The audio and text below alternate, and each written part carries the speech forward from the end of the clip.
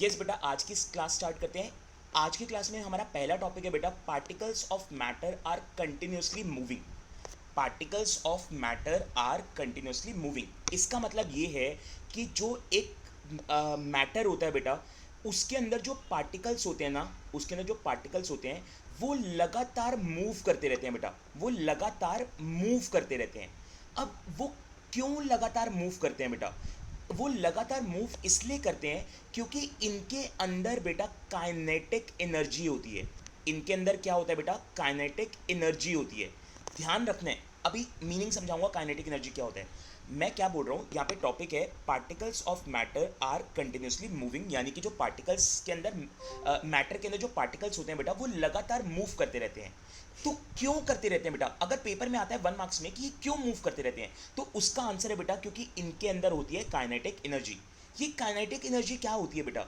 ये ऐसी एनर्जी होती है बेटा जो मूवमेंट क्रिएट करती है, जो मूवमेंट डेवलप करती है।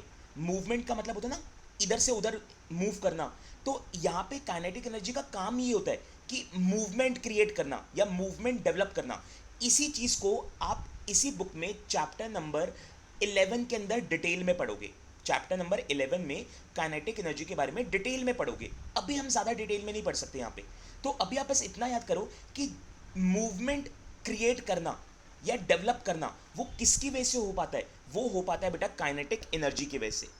वो हो पाता है काइनेटिक एनर्जी की वजह से। इसका मतलब एक मैटर के अंदर क्या चीज़ होती है बेटा? एक मैटर के पार्टिकल के अंदर काइनेटिक एनर्जी होती है। अब ये काइनेटिक एनर्जी रिस्पॉन्ड कब करती है? ये काइनेटिक एनर्जी रिस्पॉन्ड करती है हाई टेम्परेचर के अंदर। हाई टेम्परेचर के अंदर क्या मतलब हुआ इसका? हाई टेम्परेचर का क्या मतलब हुआ? तो देखो इसको समझो। यहाँ पे जितना हाई टेम्परेचर होगा, जितना हाई टेम्परेचर होगा उतनी काइनेटिक एनर्जी ज़्यादा होगी। काइनेटिक एनर्जी ज़्यादा होगी तो मूवमेंट भी ज़्यादा होगी। और जितना टेम्परेचर लो होगा, जितना टेम्परेचर लो होगा काइनेटिक एनर्जी उतनी कम होगी, तो मूवमेंट भी कम होगी। एग्जाम्पल लेते हैं बेटा, एग्जाम्पल समझो, ध्यान से समझना। आपने क्या करा, दो कंटेनर में वाटर लिया, दो अलग अलग कंटेनर में पानी लिया। एक में कोल्ड वाटर है यानी कि टेम्परेचर लो है, और एक में हॉट वाटर है यानी कि पानी गर्म है, टेम्परेचर बहुत ज़्यादा है। फिर आपने क्या करा, इनमें शुगर ऐड करी, इनमें शुगर ऐड करी आपने, शुगर के क्रिस्टल्स डाल दिए और इसमें भी डाल दिए। तो आप ये देखोगे बेटा कि जो ठंडे पानी के अंदर आपने चीनी डाली थी ना, जो शुगर डाली थी आपने, वो ईजिली डिजॉल्व नहीं होगी, वो आसानी से घुलेगी नहीं। क्यों नहीं घुलेगी? क्योंकि अभी तो मैंने आपको बताया जितना लो टेम्परेचर होगा काइनेटिक एनर्जी उतना ही लो होगा। मतलब कि जब आपने ठंडे पानी के अंदर चीनी डाली तो जो चीनी के पार्टिकल्स थे ना बेटा, जो चीनी के पार्टिकल्स थे वो ईजिली मूव नहीं करेंगे, क्योंकि पानी ठंडा है। पानी ठंडा है मतलब टेम्परेचर लो है। लो टेम्परेचर में काइनेटिक एनर्जी सही से काम नहीं करता। तो जो पार्टिकल्स होते हैं अंदर वो ईजिली मूव नहीं करते, और अगर वो ईजिली मूव नहीं करेंगे तो ये शुगर डिजॉल्व नहीं होगी, ये पानी में घुलेगी नहीं। लेकिन यही चीज़ अगर ठंडे पानी में करा जाए बेटा, सॉरी गर्म पानी में किया जाए, यानी कि हाई टेम्परेचर में किया जाए, तो चीनी आसानी से घुल जाएगी। क्यों घुल जाएगी? क्योंकि जैसे ही आप चीनी इसके अंदर डालोगे तो जो चीनी के क्रिस्टल्स थे ना बेटा वो मूव करना स्टार्ट कर देंगे। मूव करने मतलब इधर उधर चले जाएंगे, इधर उधर दूर भागने लग जाएंगे एक दूसरे से, और दूर भागने की वजह से वो आसानी से डिसॉल्व हो जाएंगे। तो यही तो हमारा टॉपिक है बेटा कि क्या पार्टिकल्स ऑफ मैटर जो हैं वो कंटिन्यूसली मूव करते हैं? तो यस बेटा, कंटिन्यूसली मूव करते हैं। रीजन क्या है? Kinetic energy. अब कौन से टेम्परेचर में मूव करते हैं? तो जब गर्म टेम्परेचर होगा बेटा, हाई टेम्परेचर होगा तो ज़्यादा मूव करेंगे, जब लो टेम्परेचर होगा तो कम मूव करेंगे। आप अपने घर में बेटा लेमनेड बनाओ, चीनी जो चीनी कह रहा हूँ सॉरी, नींबू पानी बनाओ लेमनेड। उसके अंदर देखो, आप अपनी मम्मा से कंसल्ट करना, मम्मा से डिस्कस करना कि मम्मा जब मैं नींबू पानी बनाऊँ यानी कि लेमनेड बनाऊँ तो ठंडे पानी के अंदर चीनी डालूँ या सादे पानी के अंदर चीनी डालूँ? तो देखना मम्मा हमेशा बोलेगी कि बेटा नॉर्मल पानी लेना, ठंडे पानी में लोगे तो चीनी घुलेगी नहीं। और उसका रीज़न क्या है? यही तो है अभी जो मैंने आपको बताया कि जो ठंडा पानी होगा बेटा यानी कि जो लो टेम्परेचर होगा वहाँ पे काइनेटिक एनर्जी कम होगी, जिसकी वजह से वो फ्रीली मूव नहीं करेगी, और नहीं करेगी तो डिजॉल्व नहीं होगी चीनी, चीनी घुलेगी नहीं। अब यही हमारा कॉन्सेप्ट है। यस बेटा, फर्स्ट एक्टिविटी देखते हैं 1.3। इसमें देखते हैं क्या बोल रहे हैं। कह रहे हैं put an unlit incense stick in a corner of your class. Incense stick क्या होता है बेटा? इंसेंस स्टिक होता है अगरबत्ती। जैसे पूजा वगैरह हम करते हैं, जो भी हम रिचुअल्स करते हैं मंदिर में, अपने घरों में, तो हम अगरबत्ती लेते हैं ना, एक स्टिक सी होती है पतली सी, और उसको हम जलाते हैं तो उसमें से स्मोक निकलता है और फ्रेग्रेंस निकलती है। तो आपको एक अनलिट इंसेंस स्टिक लेनी है और उसको एक क्लास के कॉर्नर में रख देना है। How close do you have to go near its so as to get it smell. अब उसको क्लास के कॉर्नर में रख दिया आपने, अब आपको कितना उसके पास जाना पड़ रहा है उसकी स्मेल को, उसकी फ्रेग्रेंस को स्मेल करने के लिए। अब ये तो गया एक केस। अब कह रहे हैं now light the incense stick, what happen, do you get the smell sitting और एट अ डिस्टेंस। कह रहे हैं इस बारी इंसेंस स्टिक को ना जला दो, और अब देखो कि आपको कितना दूर उसकी स्मेल आ जाएगी, उसकी फ्रेग्रेंस आ जाएगी। तो अब दोनों का आंसर यहाँ पे डिस्कस करते हैं बेटा। पहले फर्स्ट सिचुएशन लेते हैं जब इंसेंस स्टिक को जलाया नहीं गया था। तो क्योंकि उसको जलाया नहीं गया था तो उसका टेम्परेचर लो था, और लो टेम्परेचर था इसका मतलब काइनेटिक एनर्जी क्या थी बेटा? कम थी। काइनेटिक एनर्जी का मतलब होता है मूवमेंट। इसका मतलब इसकी फ्रेग्रेंस जो है ना मूव नहीं करेगी, इसकी फ्रेग्रेंस मूव नहीं करेगी, इसलिए आपको इसके पास आना पड़ेगा इसको स्मेल करने के लिए।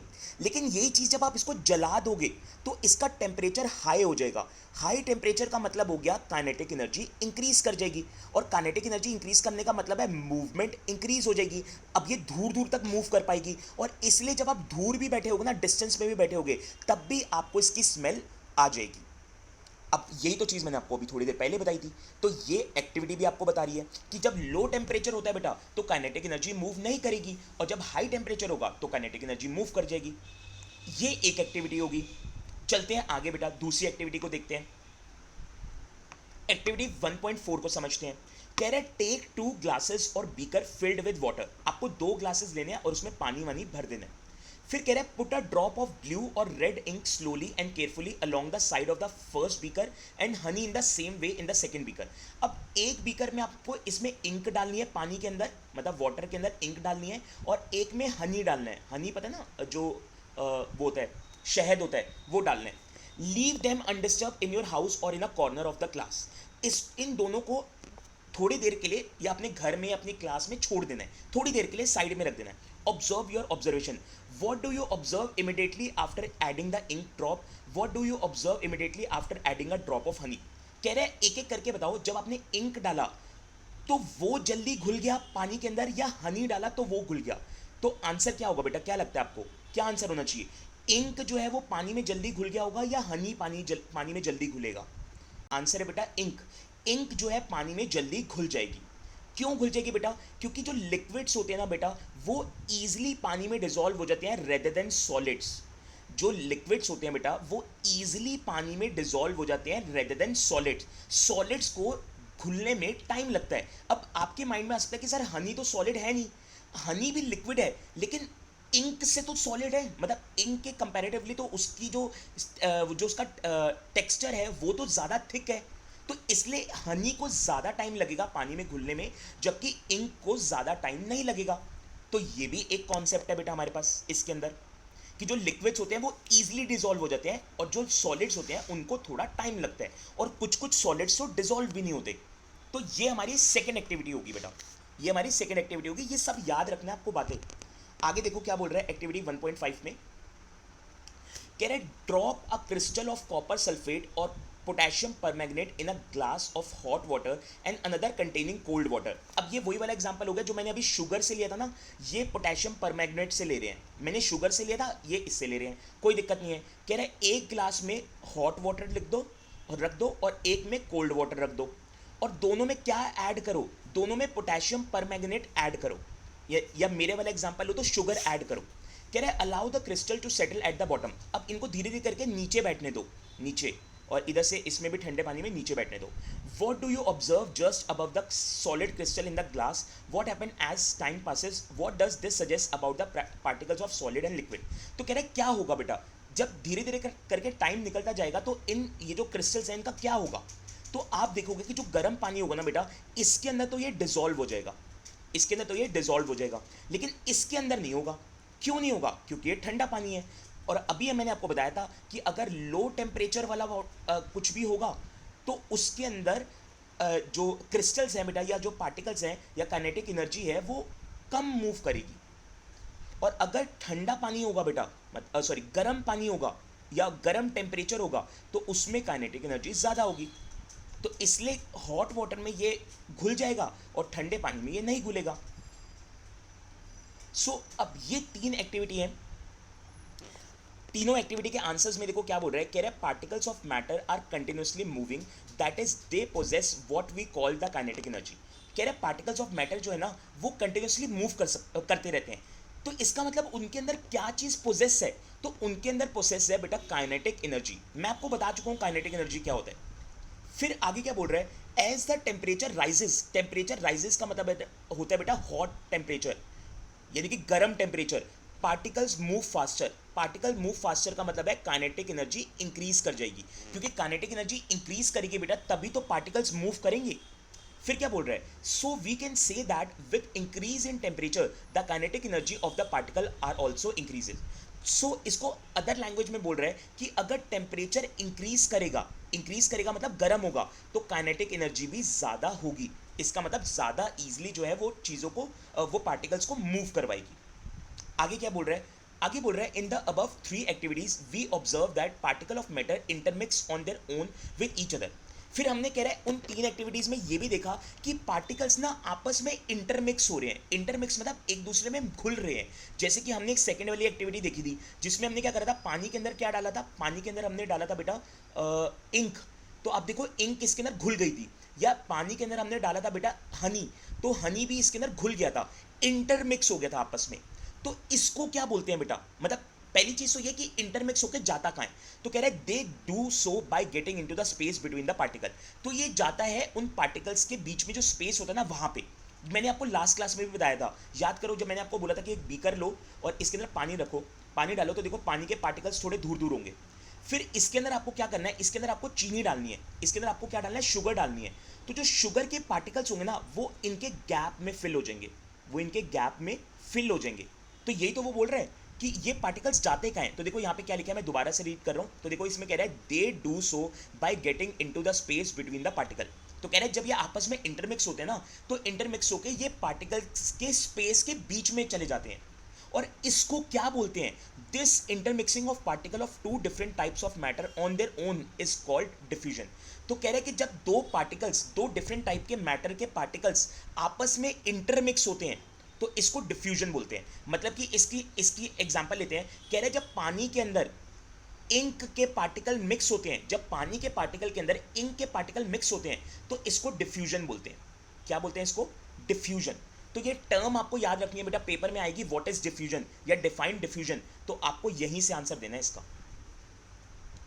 ये बेटा हमारे पास कॉन्सेप्ट हो गया। अब इसके अंदर क्या चीज़ आती है बेटा, इसके अंदर आपको एक और चीज़ यहाँ पे देखनी है बेटा, तो मूवमेंट की। जैसे मैंने अभी आपको बताया था कि मूवमेंट किस में ज़्यादा होती है किस में कम होती है। तो आप लिखोगे यहाँ पे, आप यहाँ पे बेटा अपने पास कहीं पे नोट कर लो, आप लिखोगे मूवमेंट इज फर्स्ट पार्ट में लिखोगे minimum in solid, more in liquids and maximum in gases। तो सॉलिड के अंदर जो मूवमेंट होती है बेटा वो कम होती है, लिक्विड के अंदर थोड़ी ज़्यादा होती है और गैसेस में सबसे ज़्यादा होती है। नेक्स्ट टॉपिक है बेटा हमारे पास particles of matter attract each other. जो पार्टिकल्स के जो मैटर के पार्टिकल्स होते हैं ना वो बेटा एक दूसरे को अट्रैक्ट करके रखते हैं, यानी कि एक दूसरे के साथ जुड़े हुए होते हैं। किसमें ज़्यादा जुड़े हुए होते हैं, सॉलिड में सबसे ज़्यादा इनका अट्रैक्शन होता है बेटा, सबसे ज़्यादा इनका अट्रैक्शन होता है। लिक्विड के अंदर मॉडरेट होता है, ना बहुत ज़्यादा अट्रैक्शन होता है और ना बहुत कम होता है। और गैसेस के अंदर तो आप मान के चलो कि बहुत ही मिनिमम अट्रैक्शन होता है, मतलब कि जो पार्टिकल्स है ना आपस में एक दूसरे से ज़्यादा अट्रैक्ट नहीं होते। ये चीज़ आपको यहाँ पे बताना चाह रहे हैं। तो इसको भी एक एक्टिविटी से समझाएगा बेटा। तो एक्टिविटी देखते हैं, एक्टिविटी 1.6 देखते हैं, समझते हैं यहाँ पे क्या बोल रहे हैं इस एक्टिविटी में।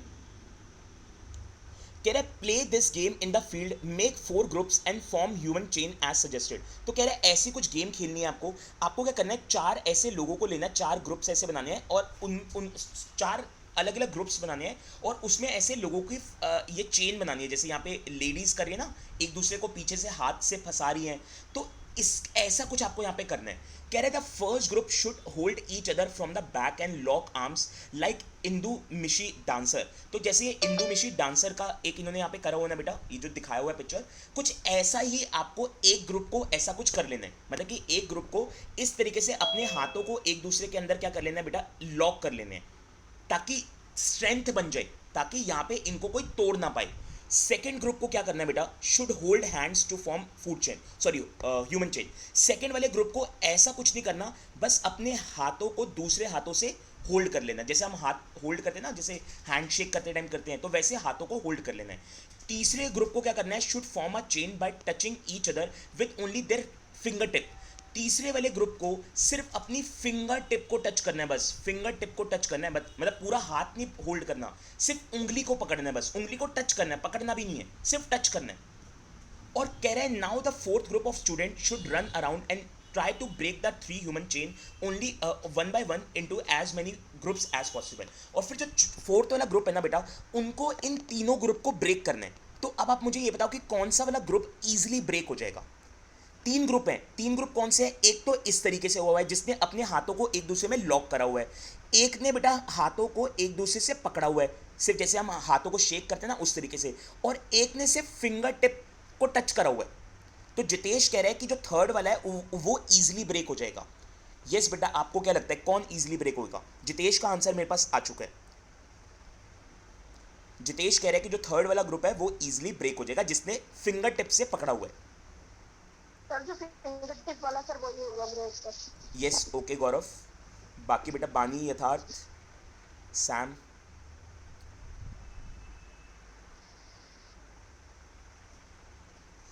सर क्या बेटा क्वेश्चन मेरा ये था कि इसमें एक सेकंड रुकना बेटा। यस बेटा, तो इसको हम मैं आपको बताता हूँ बेटा क्या होगा इसका आंसर। तो जो थर्ड वाला केस है बेटा, वो इजीली ब्रेक हो जाएगा। इजीली ब्रेक क्यों होएगा, आप इसको समझो बेटा ध्यान से। जो फर्स्ट वाला ग्रुप था ना, उसने क्या करा हुआ था, उसने एक दूसरे को टाइटली होल्ड करा हुआ था, मतलब सॉलिड्स की तरह, कि एक दूसरे के साथ चिपके हुए थे, एक दूसरे के साथ पूरे के पूरे चिपके हुए थे सारे पार्टिकल्स। जैसे पार्टिकल्स चिपके होते हैं ना, वैसे ये चिपके हुए हैं, वैसे ये होल्ड करा हुआ है इन्होंने। तो ये सॉलिड है, ये इजीली ब्रेक नहीं हो सकता। इसका मतलब इसका फोर्स ऑफ अट्रैक्शन जो है ना, फोर्स ऑफ अट्रैक्शन मतलब कि ये जो चिपके हुए हैं आपस में, ये बहुत ज़्यादा होगा सॉलिड के अंदर। फिर दूसरा वाला केस में इसने बोला कि इन्होंने अपने हाथों से एक दूसरे को होल्ड करा हुआ है, मतलब कि टूट सकता है ये, ऐसा नहीं कि नहीं टूट सकता, ठीक है, बट सॉलिड से ईजिली टूट जाएगा, सॉलिड के कंपैरेटिवली ईजिली टूट जाएगा। तो इसका मतलब क्या है, इसका मतलब है ये लिक्विड्स है, ये लिक्विड है कि ये थोड़ा थोड़ा इसमें गैप है, थोड़ा थोड़ा इसमें गैप है, इस तरीके के पार्टिकल इसके अंदर हैं। और थर्ड वाले केस में बोला कि उसने सिर्फ फिंगर टिप को क्या करा हुआ है बेटा, टच करा हुआ है, सिर्फ फिंगर टिप को टच करा हुआ है। तो ये तो गैस हो गया, क्योंकि गैस के अंदर ही तो बेटा लूजली पैक्ड होते हैं, लूजली पैक्ड होते हैं। तो कुछ इस तरीके से आपको समझाना चाह रहा है बेटा कि जो सॉलिड्स होते हैं उसमें फोर्स ऑफ अट्रैक्शन बहुत ज़्यादा होता है, लिक्विड में उसके कंपैरेटिवली थोड़ा कम होता है, और गैस में तो सबसे ही कम होता है। यानी कि गैस वाले पार्टिकल को अगर मुझे ब्रेक करना हो तो मैं आसानी से ब्रेक कर सकता हूँ, लिक्विड वाले पार्टिकल को करना हो तो थोड़ा मुश्किल होगा, और सॉलिड वाले को उससे भी ज़्यादा मुश्किल होगा। तो इस तरीके से आपको एक्टिविटी से ये बताने की कोशिश कर रहे हैं बेटा कि फोर्स ऑफ अट्रैक्शन तीनों में क्या क्या होता है। सॉलिड में बहुत ज़्यादा होता है, लिक्विड में मॉडरेट होता है, और गैस में बहुत ही कम फोर्स ऑफ अट्रैक्शन होता है। एक्टिविटी 1.7 देखते हैं बेटा। इसमें क्या बोल रहे हैं, इसमें कह रहे हैं take an iron nail, a piece of chalk and a rubber band. इस बार आपको क्या लेना है, एक आयरन नेल लेना है बेटा, ठीक है, आयरन का एक नेल लेना है जिसको हम वॉल में बेटा वो करते हैं, लगाते हैं। फिर एक पीस ऑफ चॉक लेना है आपको, ठीक है, जो स्कूल में आपके वाइट चॉक होता होगा, और एक रबर बैंड लेना है। कह रहे हैं try breaking them by hammering, cutting और स्ट्रेचिंग। आपको क्या करना है, इसको बेटा ब्रेक करने की कोशिश करनी है, चाहे आप हैमरिंग करो, हैमरिंग मतलब आप एक हैमर लो और उससे इसको बीट करो, उससे ब्रेक करने की कोशिश करो, या कट करो या स्ट्रेच करो, और देखो कि कौन सी चीज़ आसानी से टूट जाएगी। In which of the above three substance do you think the particle are hold together with greater force. अब आपको कह रहे हैं कि इन तीनों में से बताओ बेटा कि किसका फोर्स ऑफ अट्रैक्शन सबसे ज़्यादा होगा। जिसका फोर्स ऑफ अट्रैक्शन सबसे ज़्यादा होगा ना, इसका मतलब वो आसानी से टूटेगा नहीं। तो आपसे पूछ रहा है कि बताओ किसमें सबसे ज़्यादा फोर्स ऑफ अट्रैक्शन होगा। तो ऑब्वियसली बेटा आयरन नेल। आयरन नेल एक ऐसी चीज़ है जिसमें सबसे ज़्यादा फोर्स ऑफ अट्रैक्शन होगा, क्योंकि वो आसानी से टूटेगा नहीं। जबकि पीस ऑफ चॉक जो है बेटा, वो तो जैसे आप हैमर करोगे, जैसे जैसे आप हैमरिंग करोगे, जैसे आप उस पर हथौड़ा मारोगे, वो टूट जाएगा। इसी तरीके से रबर बैंड को जैसे आप स्ट्रेच करोगे तो एक लिमिट तक वो स्ट्रेच हो जाएगा और फिर वो भी ब्रेक हो जाएगा। लेकिन आयरन नेल इन तीनों में से किसी से भी कुछ नहीं होगा। ना ही हैमर से वो टूटेगा, ना ही कटिंग होगा और ना ही स्ट्रेच होगा वो। तो इसका मतलब किसका सबसे ज़्यादा ग्रेटर फोर्स है? आयरन नेल का। तो एक और एक्टिविटी से बेटा हमें समझ आ रहा है कि सॉलिड का फोर्स ऑफ अट्रैक्शन सबसे ज़्यादा होता है। क्यों सबसे ज़्यादा होता है बेटा सॉलिड का फोर्स ऑफ अट्रैक्शन? क्योंकि उसके अंदर पार्टिकल आपस में एक दूसरे से क्या होते हैं बेटा, कनेक्टेड होते हैं, इसलिए उसका फोर्स ऑफ अट्रैक्शन ज़्यादा होता है। अगेन एक और एक्टिविटी देखते हैं। कह रहे take some water in a container, try cutting the surface of water with your hand, with your finger. आपको क्या करना है बेटा, एक कंटेनर में पानी लेना है। जैसे आपने इस कंटेनर में पानी लिया, अब आपको क्या करना है, इसके अंदर पानी के अंदर अपनी फिंगर डालनी है और देखना है कि क्या पानी कट जाएगा। कट जाएगा मतलब है कि क्या फिंगर आपकी अंदर चली जाएगी। जैसे आपको क्या करना है, अपनी फिंगर जो है बेटा इस पानी के अंदर डालनी है और देखो कि क्या पानी के अंदर से आपकी फिंगर कट जाएगी, यानी कि अंदर चली जाएगी। Were you able to cut the surface of the water? क्या आपकी फिंगर से पानी का सरफेस कट जाएगा? क्या मतलब उसमें स्पेस बन जाएगा जिससे वैसे आपकी फिंगर अंदर जा पाए? तो आंसर है यस बेटा। आप पानी के अंदर अपना हाथ डाल के देखो, क्या आपका हाथ अंदर जाएगा या नहीं जाएगा? यस जाएगा। तो आपसे पूछ रहे हैं what could be the reason behind the surface of water remaining together.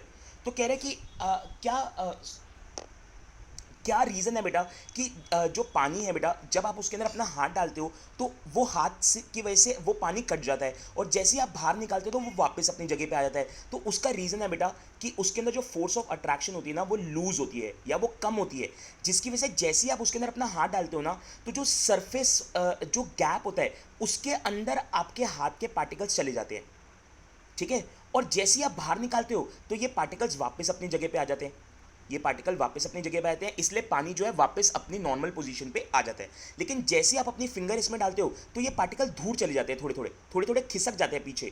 क्यों चले जाते हैं पीछे? क्योंकि इसके अंदर स्पेस है।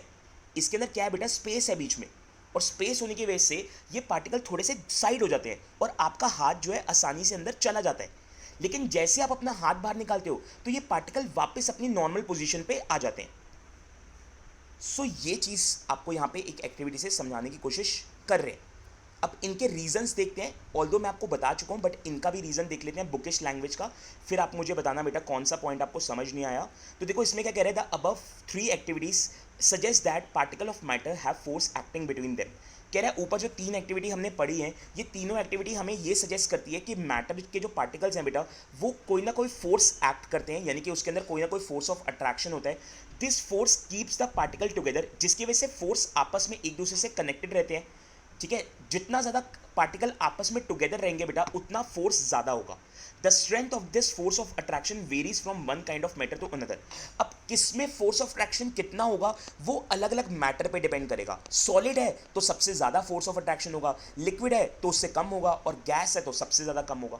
तो अब आप यहाँ पे लिख सकते हो बेटा, the force of attraction, the force of attraction first में लिखोगे maximum in solid, maximum in solid, moderate in liquid, liquid में उससे कम होता है बेटा, और नेग्लिजिबल इन गैसेस, मतलब गैसेस में इतना कम होता है बेटा कि आप उसको निगलेक्ट कर सकते हो। निगलेक्ट का मतलब होता है बेटा इग्नोर करना, तो होता ही नहीं है। आप खुद देखो, आप अपने घर के आसपास देखो बेटा कि आप घर के आसपास कह रहे हो, अपने घर के अंदर देखो, अपने रूम में देखो, जैसे आपके आसपास एयर है, अब अपने हाथ से आप अपने हवा में मतलब वेव करो, हाथ को हिलाओ, तो क्या कोई ऐसी चीज़ है जो आपको रोक देती है? नहीं ना, कोई भी ऐसी चीज़ नहीं है, क्योंकि गैस के अंदर जो पार्टिकल्स होते हैं बेटा वो लूजली पैक्ड होते हैं, उनमें फोर्स ऑफ अट्रैक्शन कम होता है। तो इसलिए हम हवा में अपने हाथ पैर, ठीक है, बानी ने अपने सारे आंसर्स दे दिए हैं। तो लव अगर बेटा मैं बात करूँ तो लव आपका नहीं होगा। क्यों नहीं होगा? क्योंकि लव एक सेंस है बेटा, एक फीलिंग है। और फीलिंग कोई सॉलिड लिक्विड गैस की नहीं होती बेटा, फीलिंग जो है सॉलिड लिक्विड गैस की नहीं होती है, तो इसलिए लव यहाँ पे नहीं होगा। फिर आता है अगला स्मेल, क्या स्मेल होगा? तो स्मेल, अगेन स्मेल बेटा जो होती है आपकी एक तरीके से फ्रेग्रेंस ही होती है, मतलब अब वो स्मेल अच्छी है या बुरी है वो डिपेंड करेगा। हेट भी नहीं होगा। तो स्मेल होगा, हेट नहीं होगा बेटा, Almonds हेट भी नहीं होगा, आलमंड्स होगा, थॉट भी नहीं होगा। थॉट तो आपकी काइंड ऑफ थिंकिंग है ना, जब सोच रहे हो, तो वो कोई सॉलिड लिक्विड गैस थोड़ी ना है, तो थॉट भी नहीं होगा।